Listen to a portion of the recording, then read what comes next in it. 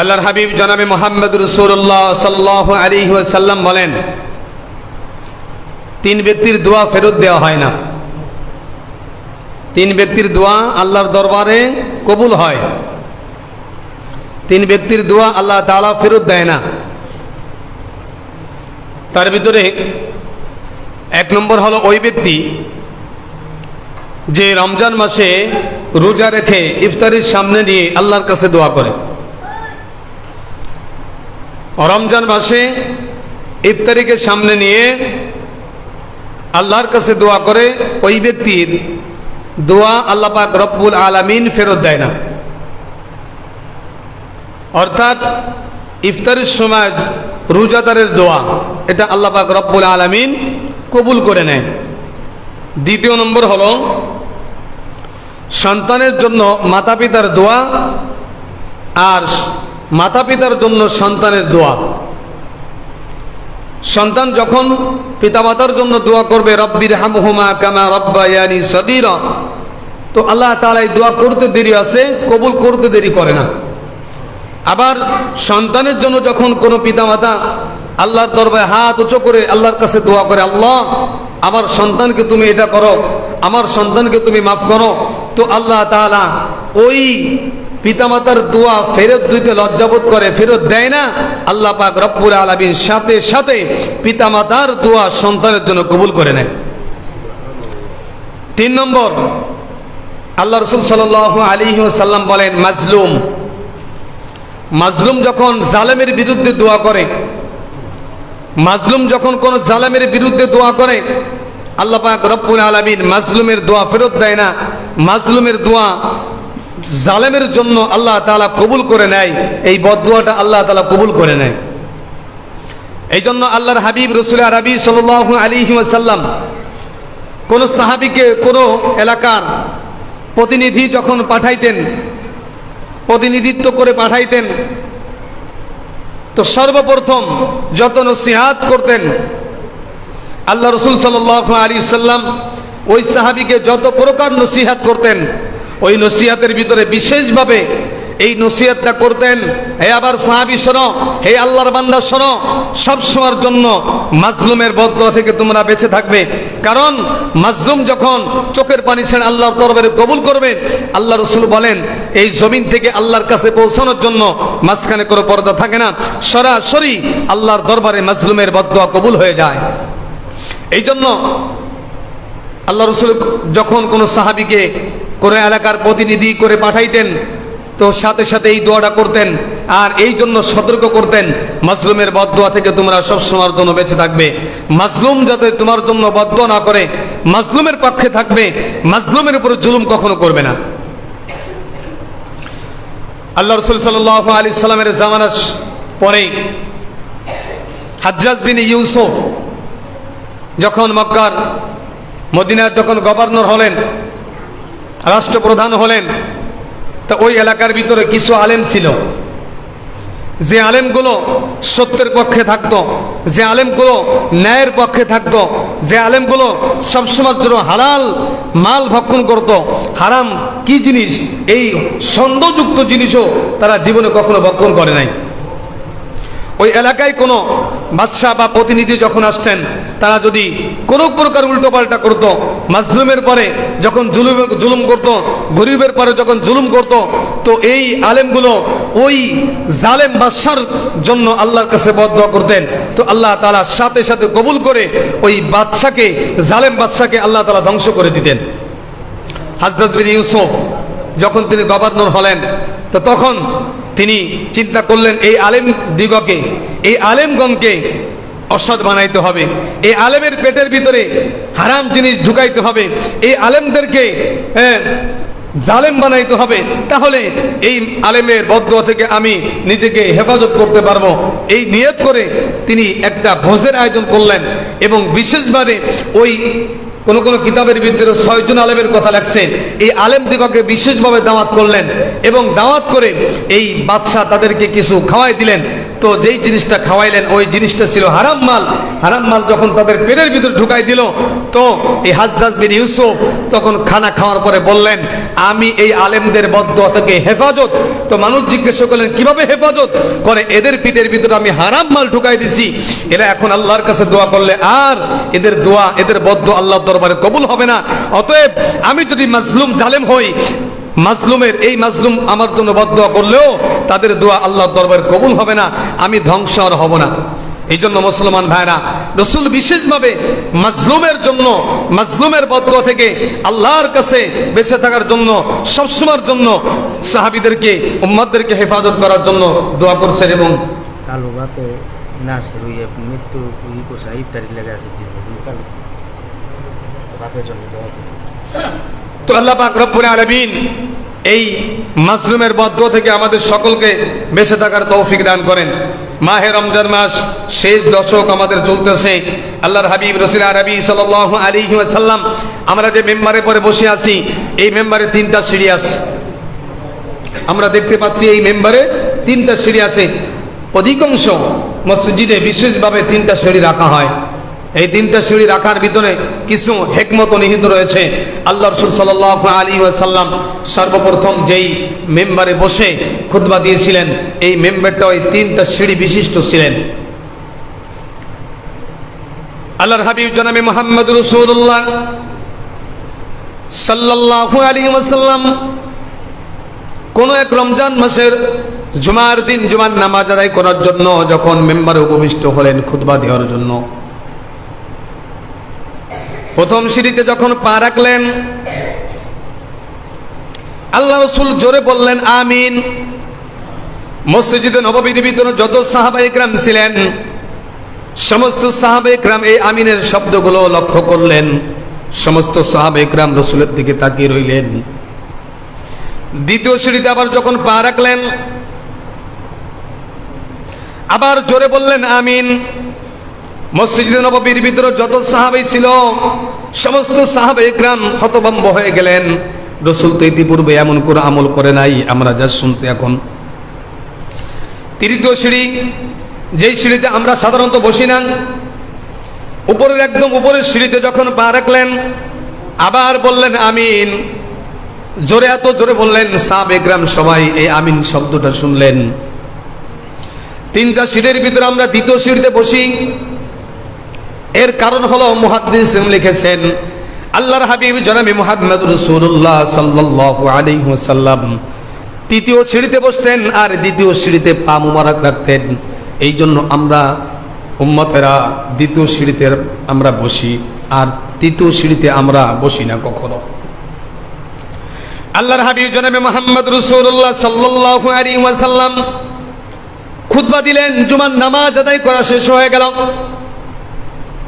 সাহাবায়ে কেরামদের ভিতরে একটা প্রশ্ন করবে ভাব, কিন্তু বলার সাহস পাইতেছে না। কিভাবে বলবে? কারণ রাসূলের কাছে প্রশ্ন করার মতন সাহস পৃথিবীর বুকে কেন ওই সময় সাহাবীদের ভিতরে কারোর ভিতরে ছিল না। সমস্ত সাহাবায়ে কেরাম বললেন, আমরা আবু বকরের কাছে কথাটা বলি। সমস্ত সাহাবায়ে কেরাম হযরত ওমরের কাছে বলার চিন্তা করলেন। এইভাবে কানাঘুষা করলেন। আল্লাহর নবী সাহাবীদেরকে প্রশ্ন করলেন, না আমার সাহাবীরা, তোমরা কোন বিষয় নিয়ে আলোচনা করতেছ আমি একটু জানতে চাই। তোমাদের ভিতরে যদি কোনো খটকা লেগে থাকে, কোনো প্রশ্ন থেকে থাকে, আমি রাসূল তো এখনো জীবিত আছি, আমার কাছে তোমরা প্রশ্ন করতে পারো। আমি রাসূল আল্লাহর কাছ থেকে জবাব জেনে তোমাদের এই প্রশ্নের জবাব সমাধান তোমাদের কাছে দিয়ে দিব। সাহাবায়ে কেরাম প্রশ্ন করলেন, ইয়া রাসূলুল্লাহ, ইয়া হাবিবাল্লাহ, আপনি আজকে যে আমলটা আপনি করলেন, ইতিপূর্বে কখনো আমি এই আমলটা করতে আপনাকে শুনি নাই। আপনি আজকে যে আমলটা করলেন, আমরা কখনো ইতিপূর্বে এই আমলটা করতে আপনাকে দেখি নাই। এই জন্য আমাদের ভিতরে আপনার প্রশ্ন, এই যে আজকে একটা কাজ করলেন, এই কাজটার প্রশ্ন, এই যে একটা আমল করলেন, আমলটা সম্পর্কে আপনার কাছে জানতে চাই। আমরা অবগত আছি কেন আপনি আমলটা করলেন, কোন কারণে আমল করলেন, কিসের কারণে আমল করলেন। আল্লাহর হাবিব জনাবে মুহাম্মদ রাসূলুল্লাহ সাল্লাল্লাহু আলাইহি ওয়াসাল্লাম জুমার দিনে, হয়তো জুমার প্রথমে হতে পারে, রমজান মুবারকের মাঝে হতে শেষে হতে পারে, আল্লাহর হাবিব জনাবে মুহাম্মদ রাসূলুল্লাহ সাল্লাল্লাহু আলাইহি ওয়াসাল্লাম সাহাবীদেরকে লক্ষ্য করে বলেন, সাহাবীরা শোনো, আমি আজকে যখন জুমার নামাজ আদায় করার জন্য মসজিদের ভিতরে প্রবেশ করেছি, সাথে সাথে হযরতে জিবরাইল আলাইহিস সালাতু ওয়াস সালাম আগমন করলেন। আমি যখন এই প্রথম সিঁড়িতে, আমি যখন মিম্বারের প্রথম সিঁড়িতে পা মুবারক রাখলাম, হযরত জিবরাইল আলাইহিস সালাতু ওয়াস সালাম আল্লাহর পক্ষ থেকে এসে আমার কাছে বলতেছেন, ইয়া রাসূলুল্লাহ, ইয়া হাবিবাল্লাহ, আল্লাহ পাক রব্বুল আলামিন 3 ব্যক্তির জন্য বদদোয়া করেছেন, আমিও 3 ব্যক্তির কথা আপনাকে বলবো। যেই লোকটার সামনে মাহে রমজান মাস পাইল, যেই লোক রমজানের মাসটা যে পাইল, যেই লোকটার সামনে সুস্থ শরীর থাকা অবস্থায় সে মাহে রমজান মাস পেল, মাহে রমজান মাসের এত সুযোগ থাকার পরেও মাহে রমজান মাস, সেহরির সময় দোয়া কবুল হয়, ইফতারের সময় দোয়া কবুল হয়, তারাবি নামাজ রয়েছে, তাহাজ্জুদ নামাজ রয়েছে, মাহে রমজান মাসের 24টা ঘন্টা দোয়া কবুল হওয়ার সময় এত প্রকার সুযোগ থাকা অবস্থায় যে আল্লাহর বান্দা মাহে রমজান মাস পাওয়ার পরে তার গুনাহগুলিকে আল্লাহর কাছ থেকে মাফ করাইতে পারলো না। আল্লাহ পাক রব্বুল আলামিন বলেন, ওই ব্যক্তি ধ্বংস হয়ে যাক, ওই ব্যক্তির উপরে আমি রব্বুল আলামিনের লানত, আমি জিবরাইল আলাইহিস সালাতু ওয়াস সালাম তার জন্য বদদোয়া করে দিলাম। আল্লাহ যেহেতু তার জন্য বদদোয়া করেছে, আমিও জিবরাইল তার জন্য বদদোয়া করলাম। যেই লোকটার সামনে এত মূল্যবান ফজিলতপূর্ণ মাহে রমজান মাস পাইল, দোয়া কবুল হওয়ার অনেক সময় ছিল, কিন্তু সে সুস্থ থাকা অবস্থায় মাহে রমজান মাসের রোজাগুলি রাখলো না এবং আল্লাহর সন্তুষ্টি অর্জন করে আল্লাহর কাছে মাপ চেয়ে তার গুনাহগুলিকে মাফ করাইতে পারলো না। আমি জিবরাইলও তার জন্য বদদোয়া করলাম। আমি মুহাম্মদুর রাসূলুল্লাহ সাল্লাল্লাহু আলাইহি ওয়াসাল্লাম বললাম, আল্লাহ যেহেতু ওই ব্যক্তির জন্য বদদোয়া করেছে, জিবরাইলও বদদোয়া করেছেন, আমি রাসূল বললাম আমিন, আল্লাহ তুমি আমার এই দোয়াকে কবুল করে নাও। তার মানে আল্লাহর বদদোয়া এটাই সঠিক ছিল, এরপরে আর কোনো বদদোয়া লাগে না, এরপরে কোনো দোয়াই লাগে না। তারপরে জিবরাইল বদদোয়া করলেন, এটা আরো বেশি পুক্ত হয়ে গেলেন। আল্লাহ নবী বলেন, আল্লাহ পাক রব্বুল আলামিন এত সময় দেওয়ার পরে, এত সুযোগ দেওয়ার পরে মাহে রমজান মাস, তারাবি নামাজ, সেহরি, ইফতার, তাহাজ্জুদ নামাজ পড়ার সুযোগ 12 মাসের ভিতরে রমজান মাসের মতন এমন মাস, এইরকম সুযোগ তাহাজ্জুদ নামাজ পড়ার সুযোগ অন্য কোনো মাসে আমাদের দেয় নাই।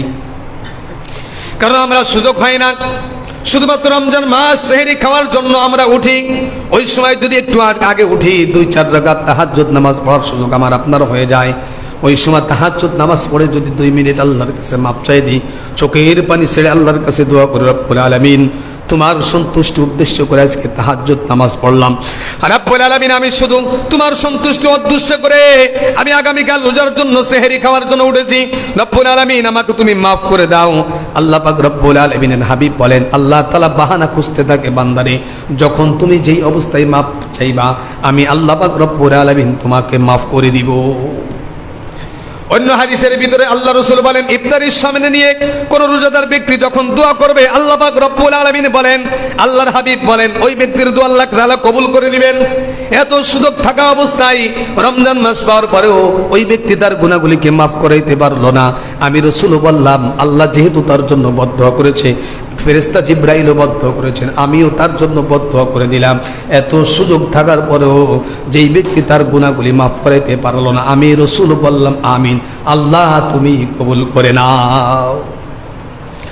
দ্বিতীয় সিঁড়িতে পা যখন রাখলাম, হযরত জিবরাইল আলাইহিস সালাতু ওয়াস সালাম বললেন, হে নবী, ওই ব্যক্তি ধ্বংস হয়ে যাক, ওই ব্যক্তির উপর আল্লাহর লানত, আমি জিবরাইলের লানত ওই ব্যক্তির উপরে যেই ব্যক্তির সামনে আপনার নাম মোবারক উচ্চারিত হলো অথচ সে কৃপণতা করে আপনার পরে দুরূদ শরীফ পাঠ করলো না, আমি জিবরাইলও তার জন্য বদদোয়া করে দিলাম।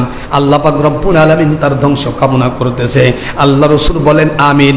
ও আমার মুসলমান ভাইরা, আল্লাহ রাসূল বলেন আমিন, তার মানে হলো আল্লাহ যেই ব্যক্তির সামনে আমি রাসূলের নাম নাম উচ্চারিত করা হবে। মুহাম্মদুর রাসূলুল্লাহ সাল্লাল্লাহু আলাইহি ওয়াসাল্লাম না বললে, যেই ব্যক্তি মুহাম্মাদের নাম শোনার সাথে সাথে সাল্লাল্লাহু আলাইহি ওয়াসাল্লাম না বলবে, আল্লাহ রাসূল বলেন আল্লাহ পাক তার জন্য ধ্বংসের দোয়া করে দিয়েছে। আল্লাহর ফেরেশতা হযরত জিবরাইল আলাইহিস সালাতু ওয়াস সালাম তার জন্য ধ্বংসের দোয়া করলেন। আল্লাহর নবী বলেন আল্লাহুম্মা আমিন, আল্লাহ তুমি আল্লাহর দোয়া কবুল করে নাও। তৃতীয় সিঁড়ি, 3 নম্বর সিঁড়িতে যখন পা মুবারক রাখলেন, হযরত জিবরাইল আলাইহিস সালাতু ওয়াস সালাম বললেন ইয়া রাসূলুল্লাহ, ইয়া হাবিবাল্লাহ, ওই ব্যক্তি ধ্বংস হয়ে যাক যেই ব্যক্তির সামনে তার পিতা মাতা একজন অথবা উভয়জন বিরুদ্ধ অবস্থায় পড়ে গেছে, একজন অথবা দুইজন, যে কোনো একজন অথবা দুইজন বিরুদ্ধ অবস্থায় পড়ে গেছে, আর তাদের সেবা শুদ্ধ করে তাদের খেদমত করে ওই ব্যক্তি জান্নাত কামাই করতে পারলো না, আমি আল্লাহ পাক রব্বুল আলামিন তার ধ্বংসের দোয়া করে দিলাম। জিবরাইল বললেন আল্লাহুম্মা আমিন, রাসূল বললেন আমিন। তার মানে এই 3 ব্যক্তির জন্য আল্লাহ রাসূল দোয়া করলেন, আল্লাহ তাআলা কবুল করে নিলেন। যেই ব্যক্তি রমজান মাস পরে, রমজান মাস পাওয়ার পরে তার গুনাহগুলি মাফ করে দিতে পারবে না, দুনিয়ার দিকে নিকৃষ্ট ব্যক্তি তার মতন আর হতভাগা আর কেউ থাকবে না। দ্বিতীয় নম্বর, আল্লাহ রাসূলের নাম যার সামনে নেওয়া হবে, ও যদি দুরূদ শরীফ পাঠ না করে তার ধ্বংস আল্লাহ দোয়া করেছে, আল্লাহর ফেরেশতা জিবরাইল দোয়া করেছে, রাসূল তার জন্য বদদোয়া করেছেন। 3 নম্বর, যার ভিতরে পিতামাতার ভিতরে একজন অথবা উভয়জন যদি বিরুদ্ধ অবস্থায় পড়ে যায়, কারণ বিরুদ্ধের কথা কেন বলা হয়েছে, আল্লাহ পাক রব্বুল আলামিন কোরআনের ভিতরে বলেন ওয়া কাযা রাব্বুকা আল্লা তা'বুদু ইল্লা ইয়াহু ওয়া বিল ওয়ালিদাইনি ইহসানা ইম্মা ইয়াবলুগান্না ইনদাকাল কিবরা শব্দ ব্যবহার করেছে যখন তোমার পিতামাতা একজন অথবা উভয়জন যখন বিরুদ্ধ অবস্থায় পৌঁছে যাবে, কারণ বিরুদ্ধ অবস্থায় যখন মানুষ পৌঁছায় যায় তাদের খেদমতের প্রয়োজন হয়। যুবক থাকলে, শক্তি থাকলে তখন আর খেদমতের প্রয়োজন হয় না। বিছানার চাদরটা পরিষ্কার করবে এই শক্তি তার ভিতরে থাকে না, কিন্তু যৌবনকালে তার শক্তি ছিল, বিছানার কাপড় কেন পুরো ঘর পরিষ্কার করার শক্তি তার ভিতরে ছিল, সে পুরো ঘর পরিষ্কার করেছে, রান্না বান্নার কাজ করেছে। কিবেরা শব্দ এই জন্য ব্যবহার করেছে যখন পিতামাতা উভয় অথবা একজন তোমরা বিরুদ্ধ অবস্থায় পেয়ে যাও, কারণ পিতামাতা যখন বিরুদ্ধ অবস্থায় হয়ে যায় সে আর ভাত ঠিক মতো রাঁধতে পারে না, নিজের কাপড়টা পর্যন্ত ধুইতে পারে না, নিজের বিছানার কাপড়ও ধুইতে পারে না, গোসল ঠিক মতন করতে পারে না, খাবারগুলো নিজে মাখাইয়া খাইতে পারে না। এই জন্য কিবারা শব্দ ব্যবহার করেছে। আল্লাহ তাআলা বলেন আমার ইবাদতের পরে তোমরা তোমার পিতামাতার ইবাদত করবে ওই সময় যখন তোমার পিতামাতা বিরুদ্ধ অবস্থায় পৌঁছে যাবে। কারণ আমিও একজন পিতা হয়েছি, আমার এখন খেদমতের প্রয়োজন হয় না, কারণ আমার খেদমত আমি নিজে করতে পারি।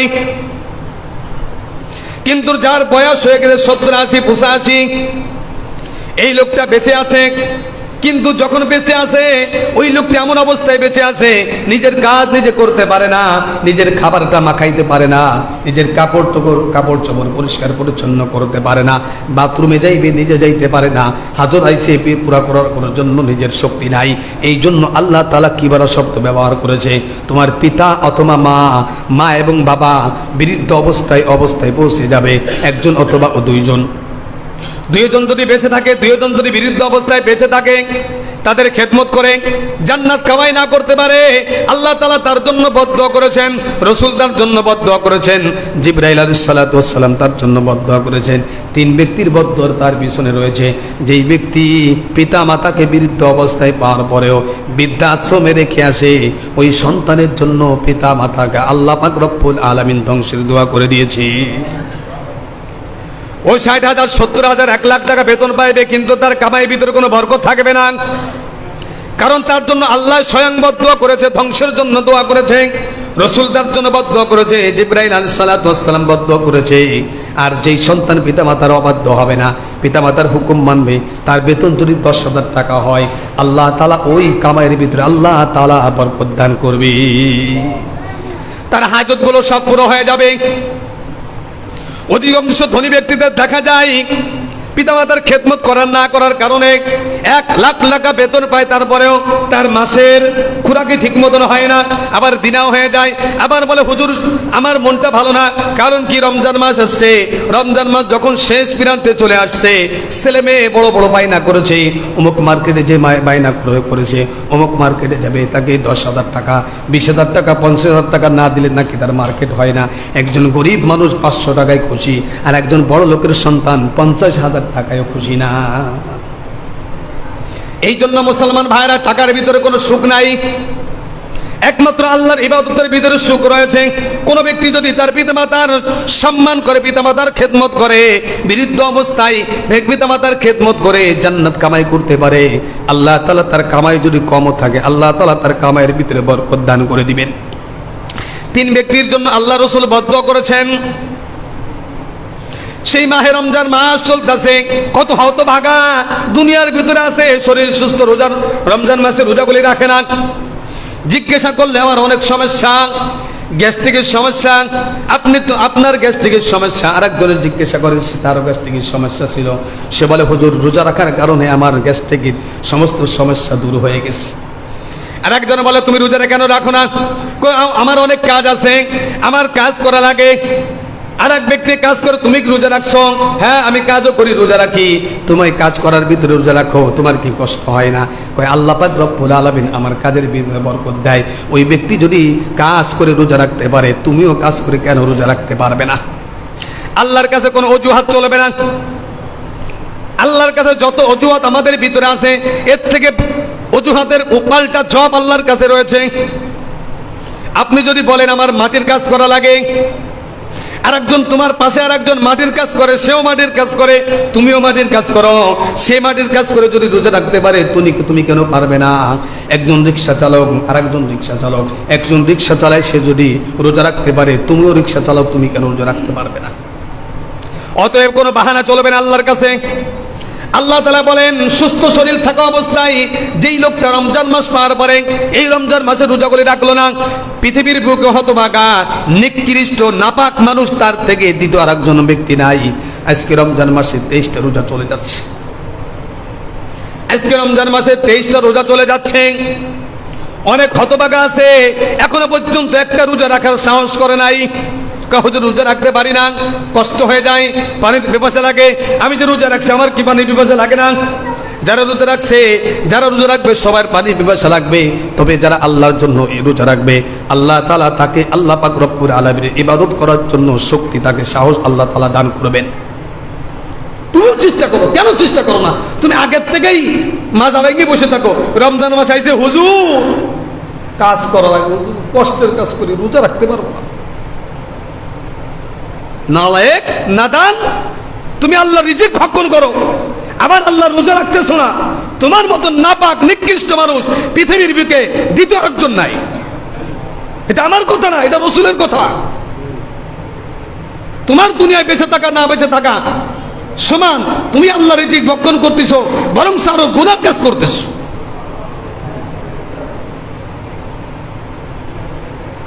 আল্লাহর হাবিব রাসূল আরবি সাল্লাল্লাহু আলাইহি ওয়াসাল্লাম বলেন, আল্লাহ পাক রব্বুল আলামিন হাদিস শরীফের ভিতরে উবাদা ইবনে সাবিত রাদিয়াল্লাহু তাআলা আনহু বলেন, রাসূল আরবি সাল্লাল্লাহু আলাইহি ওয়াসাল্লাম রোজাদারের জন্য 5টা পুরস্কারের ঘোষণা করেছেন। কয়টা পুরস্কার? 5টা পুরস্কারের ঘোষণা আল্লাহ রাসূল বলেন।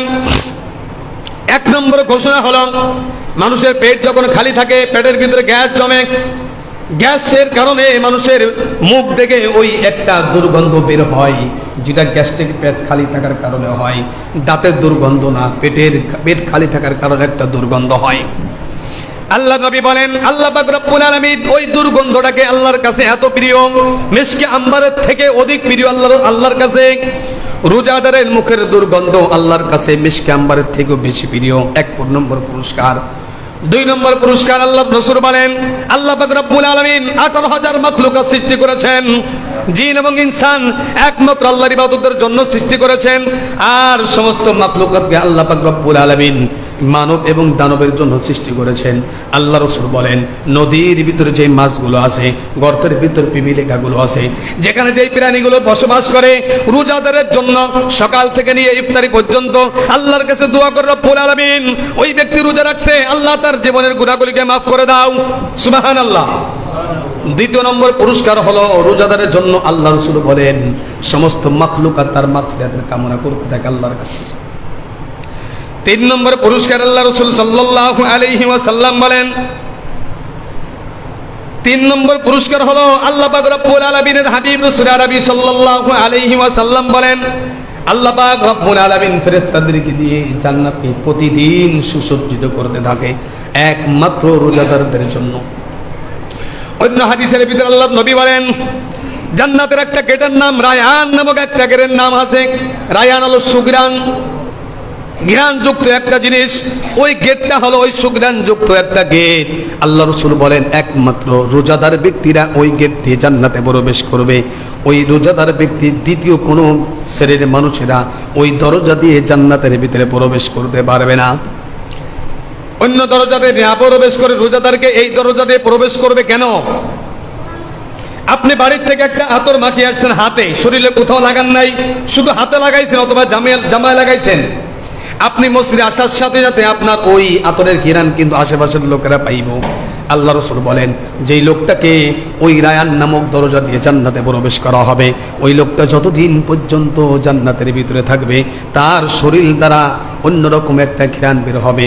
অন্য অন্য মানুষ জান্নাতে যাবে আর তাদের পাশে গেলেই বুঝবে এই লোকটা দুনিয়ার ভিতরে রোজা রাখতো, এই জন্য তার শরীর দ্বারা এরকম ঘ্রাণ বের হচ্ছে। এই জন্য আল্লাহ রাসূল বলেন, তিন নম্বর পুরস্কার হলো রোজাদারের জন্যই আল্লাহ তাআলা জান্নাতকে সুসজ্জিত করতে থাকে। চতুর্থ নম্বর পুরস্কার হলো আল্লাহ রাসূল বলেন, দুষ্ট শয়তানকে আল্লাহ পাক রব্বুল আলামিন এই রমজান মাসে আবদ্ধ করে রাখে। রোজাদারকে আল্লাহ তাআলা হেফাজত করেন ওই শয়তানের হাত থেকে।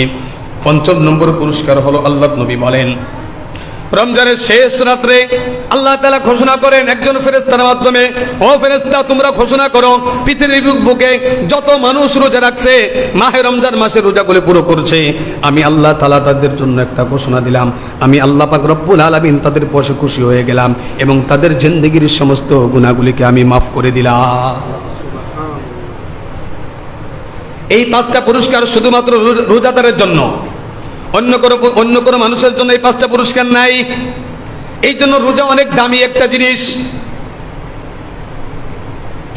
আল্লাহর নবী হযরত আব্দুল্লাহ ইবনে আব্বাস রাদিয়াল্লাহু তাআলা থেকে হাদিসটি বর্ণিত, রাসূল আরবি সাল্লাল্লাহু আলাইহি ওয়াসাল্লাম লম্বা চড়া একটা হাদিস বর্ণনা করেছেন। ওই হাদিসের ভিতরে আল্লাহ রাসূল বলেন, আল্লাহ পাক রব্বুল আলামিন প্রতিদিন ইফতারের সময়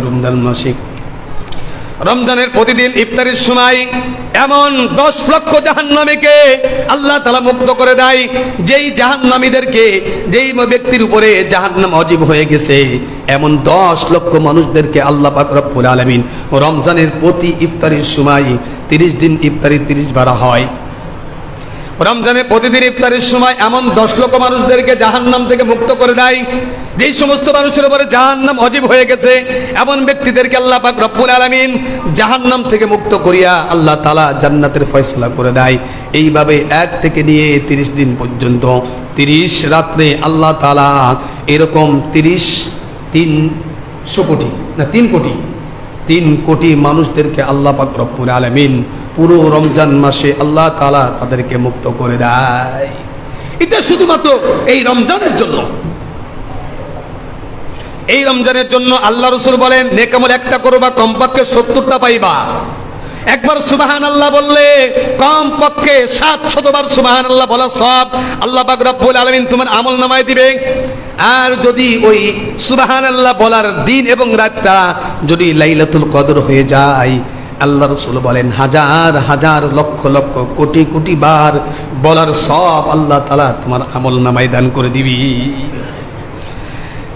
একবারে যখন আল্লাহর সিজদা করবেন, একটা সিজদা করবেন, আল্লাহ তাআলা 700 সিজদা দেওয়ার সমতুল্য সওয়াব আল্লাহ তাআলা তোমার আমলনামায় দান করবেন। আর এই সিজদা যদি লাইলাতুল কদরে হয়ে যায়, তাহলে হাজার হাজার লক্ষ লক্ষ সিজদা আল্লাহর কুদরতি পায় সিজদা দেওয়ার সব আল্লাহ তাআলা তোমাকে দান করবেন। আল্লাহ পাক রব্বুল আলামিন বলেন, প্রত্যেক রাত্রে সন্ধ্যার সময়, ইফতারের সময় 10 লক্ষ জাহান্নামীদেরকে আল্লাহ পাক রব্বুল আলামিন মুক্ত করে দেয়। রমজানের শুরু থেকে শেষ রাত পর্যন্ত যত মানুষকে আল্লাহ তাআলা জাহান্নাম থেকে মুক্ত করেছে, আল্লাহ রাসূল সাল্লাল্লাহু আলাইহি ওয়াসাল্লাম বলেন, হযরত আব্দুল্লাহ ইবনে আব্বাস রাদিয়াল্লাহু তাআলা হাদিসটা বর্ণনা করেছেন। তিনি বলেন, রাসূল বলেন, রমজানের শুরু থেকে শেষ পর্যন্ত যত মানুষদেরকে আল্লাহ পাক রব্বুল আলামিন জাহান্নাম থেকে মুক্ত করে দিলেন, রমজানের শেষ রাত্রে আল্লাহ তাআলা অনুরূপ সম পরিমাণ মানুষদেরকে আল্লাহ পাক রব্বুল আলামিন জাহান্নাম থেকে মুক্ত করে দেয়।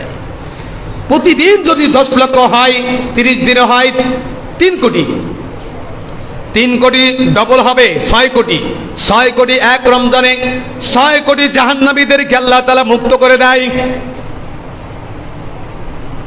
কারণ আল্লাহ পাক রব্বুল আলামিন মুসলমানের জন্য জাহান্নাম বানায় নাই, জাহান্নাম বানিয়েছেন শুধুমাত্র কাফেরদের জন্য।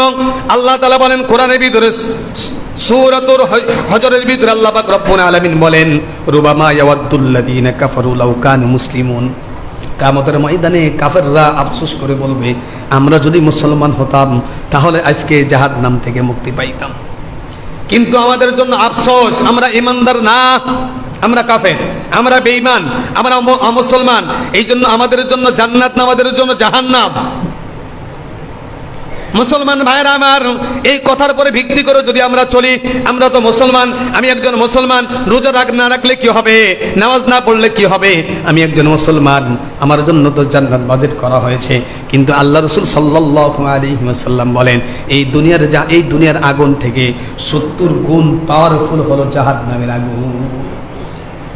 আল্লাহর হাবিব জনাবে মুহাম্মদ রাসূলুল্লাহ সাল্লাল্লাহু আলাইহি ওয়াসাল্লাম জাহান্নামের বর্ণনা দিতে গিয়ে একবার বলেছেন, ও আমার সাহাবীরা শোনো, 4 দেয়াল বিশিষ্ট একটা জাহান্নাম, এই জাহান্নামের দেওয়ালের ভিতরে সূচ দ্বারা যদি একটু ছিদ্র করে দেওয়া হয়, সূচের ভিতরে সুই চেনেন তো, সুই দ্বারা যদি ওই দেওয়ালে ছিদ্র করে দেওয়া হয়, আর ওই জাহান্নামের ভিতর দিয়ে ওই ছিদ্র দিয়ে যদি জাহান্নামের ধোঁয়া জমিনে আসে, আল্লাহ রাসূল সাল্লাল্লাহু আলাইহি ওয়াসাল্লাম বলেন, পৃথিবীর বুকে যত গাছপালা তরুলতা দেখতে পাও, সব কিছু ওই ধোঁয়ার ভিতরে আল্লাহ পাক রব্বুল আলামিন তাদেরকে মেরে ফেলবে। পৃথিবীতে আর কেউ থাকবে না। শুধু গাছপালা নাই, সমস্ত মানুষ।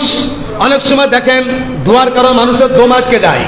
আল্লাহ রাসূল বলেন, ওই ধোঁয়াটা যদি ওই সূর্যের ছিদ্র দিয়ে জমিনে, যদি জাহান্নামের কোনো ছিদ্র দিয়ে যদি জাহান্নামের কোনো ধোঁয়া জমিনের ভিতরে আসে, পৃথিবীর বুকে যত মানুষ দেখা যায়, সমস্ত মানুষ ওই কাষ্টেই তারা জমিনে হাত ফেল করে মারা যাবে। এই হলো জাহান্নাম। এখন আমি চিন্তা করে দেখেন, ওই জাহান্নাম যদি আপনি চিন্তা করেন, আরে আমি তো কলেমা পড়েছি, আমি তো মুসলমান, আমি তো একদিন জান্নাতে যাব, কবে যাবে তা কোনো কিন্তু বলা হয় নাই। কত বছর জাহান্নামে থাকবেন এটা কিন্তু বলা হয় নাই। কয় লক্ষ বছর জাহান্নামে থাকবেন এটা কিন্তু বলা হয় নাই। কিন্তু আপনি কি জানেন, আপনি মৃত্যুর সময় ঈমান নিয়ে কবরে যাবেন, এটা কি আপনি জানেন? আপনি যে চিন্তা করতেছেন, আমি কালেমা পড়ছি লা ইলাহা ইল্লাল্লাহ মুহাম্মাদুর রাসূলুল্লাহ, আমি মুসলমানের ঘরে জন্ম নিয়েছি, আমি একজন মুসলমান, কিন্তু আপনি কি জানেন আপনি মৃত্যুর সময় আপনি কি কালেমা পড়ে মুসলমান মৃত্যুবরণ করবেন নাকি বেঈমান হয়ে মারা যাবেন? এটা কি আপনি জানেন? যেহেতু আমরা জানি না, এই জন্য আমাদের আমল করা লাগবে, আল্লাহর কাছে মাফ চাওয়া লাগবে। আল্লাহ, আমি গুনাহগার, আমি পাপী, তুমি মাফ করে নেওয়ালা, আল্লাহ তুমি আমাকে মাফ করে দাও। আল্লাহ তাআলা বলেন, বান্দা যখন আমার কাছে মাফ চাইবে, আমি আল্লাহ তাআলা তাদেরকে মাফ করে দিব। আল্লাহর হাবিব জনাবে মুহাম্মদ রাসূলুল্লাহ সাল্লাল্লাহু আলাইহি ওয়াসাল্লাম বলেন, আল্লাহ পাক রব্বুল আলামিন উম্মতে মুহাম্মাদের জন্য বিশেষ বিশেষ কিছু রাত দিয়েছেন। মাহে রমজান মাসে প্রতিটি রাত ইফতারির সময় দোয়া কবুল হয়, জুমার রাতে দোয়া কবুল হয়, জুমার দিন আসরের নামাজ থেকে মাগরিবের নামাজ আগ পর্যন্ত দোয়া কবুল হওয়ার সময় শবে বরাতে দোয়া কবুল হয়। আরো বিশেষ বিশেষ কিছু রাত আল্লাহ পাক রব্বুল আলামিন উম্মতে মুহাম্মাদের জন্য দিয়েছে।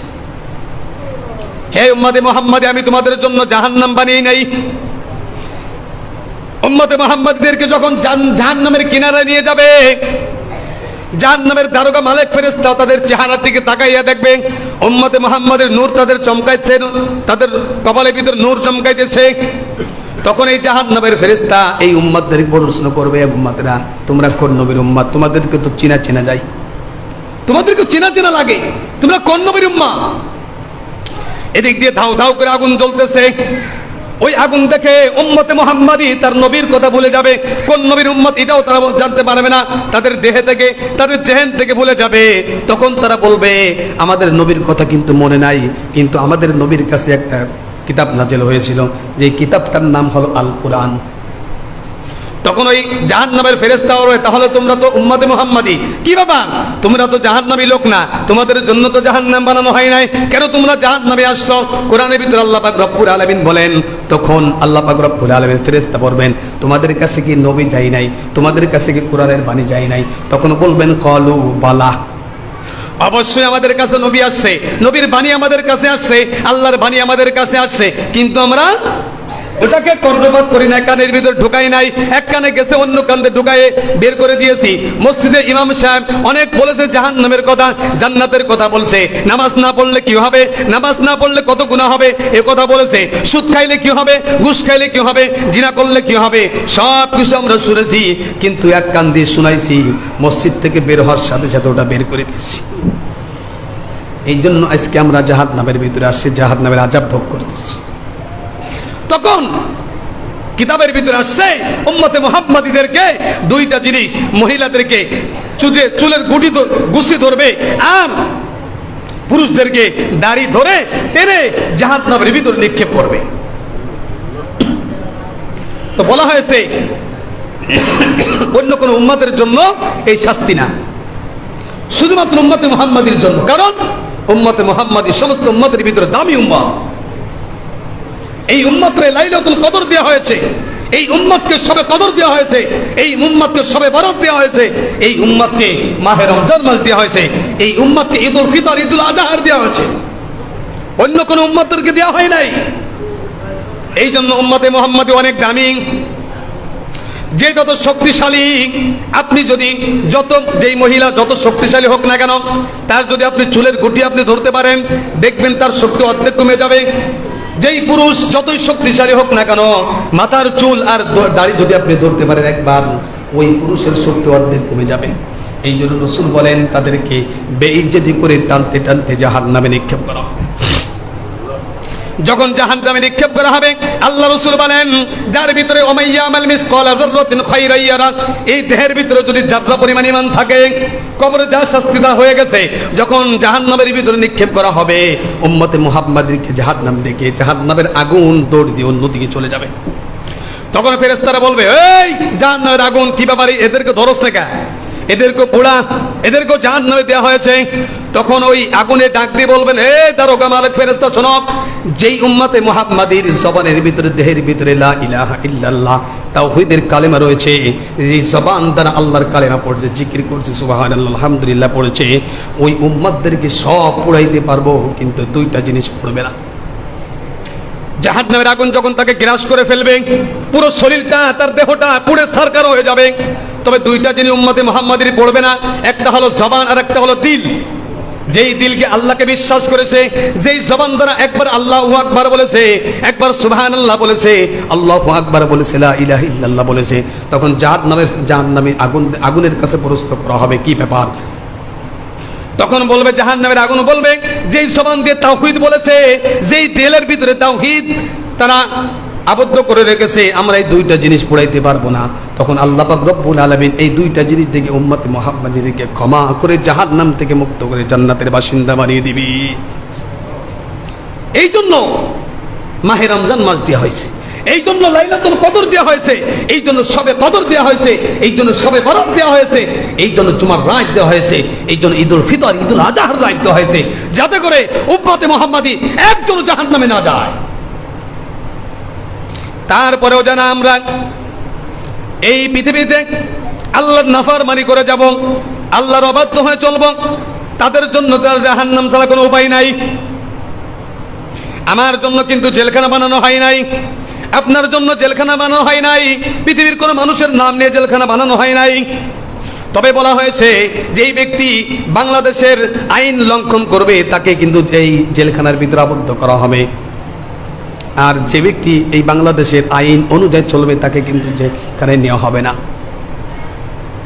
আল্লাহ একটা আইন দিয়েছেন, ইয়া মাশারাল জিন্নি ওয়াল ইনস ইন ইসতাতাতুম আন তানফুদু মিন আকতারিস সামাওয়াতি ওয়াল আরদ, আমি শরীয়তের একটা গণ্ডি দিয়েছি, একটা সীমারেখা দিয়েছি, শরীয়তের বাইরে তোমরা যাইতে পারবে না। যদি বাইরে চলে যাও জাহান্নামে যাবা, যদি শরীয়তের ভিতরে থাকো তাহলে তোমরা জান্নাতের বাসিন্দা হবে, আর যদি শরীয়তের বাইরে তোমরা চলে যাও আল্লাহর নাফরমানি করো তাহলে তোমাদের জন্য জাহান্নাম ওয়াজিব হয়ে যাবে।